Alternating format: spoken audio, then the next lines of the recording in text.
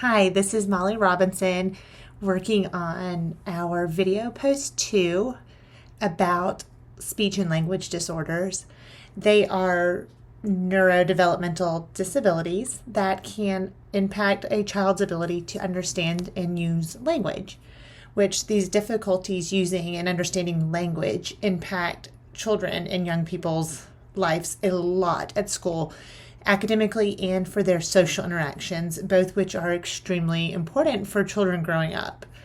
So if I'm talking to somebody like a parent who is not in the education field, I wouldn't want to alarm them and come off the bat saying that a language disorder may be a part of another condition that you're unaware of, like autism or other intellectually disability categories or anything like that. But I would want to first let them know that I have a concern, and then that there are several types of assessments that I may be recommending or performing throughout the school year. Some may be formal, which they would give written consent for, but some would be informal, such as observations using checklists over the course of the school year.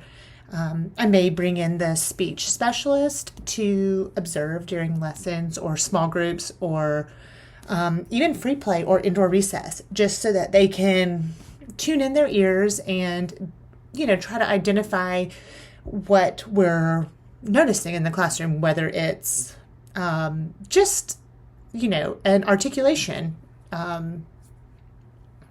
concern, or whether it may be something more that we're worried about. Classroom observations are informal. The student probably wouldn't even know that they were there. The Alabama Department of Education has some really great resources and forms and checklists, as well as any of the speech pathologists at the school.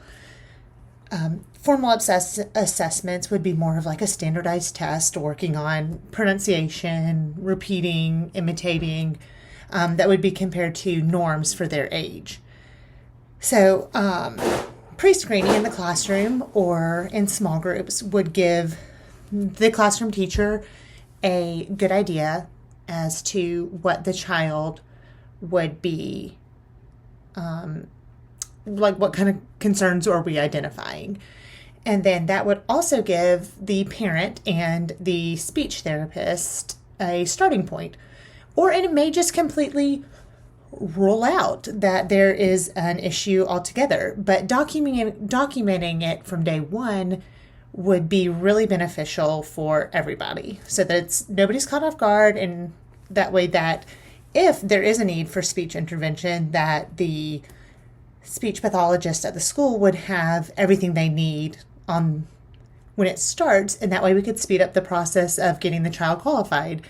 Roadblocks that I would foresee: overbooked schedules with a speech therapist, especially if you have a good one like we're lucky to at our school. Parents sometimes don't want the stigma that's attached to my child needing speech. So that can definitely be a hurdle to overcome.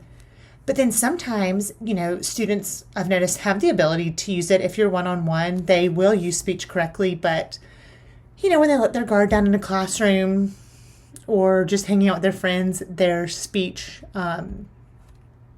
you start to see the abnormalities in it. So maybe just the child needs extra practice, even if it is just tier 3 in the classroom. But overall, I think that the most important thing when talking to somebody who's not related in the education field would be to not alarm them if you do have concerns, and to document and do your homework and work closely with the speech therapist at your school, so that if there is a need, that you have everything on the front end ready for them. And that way also the parent wouldn't be caught off guard.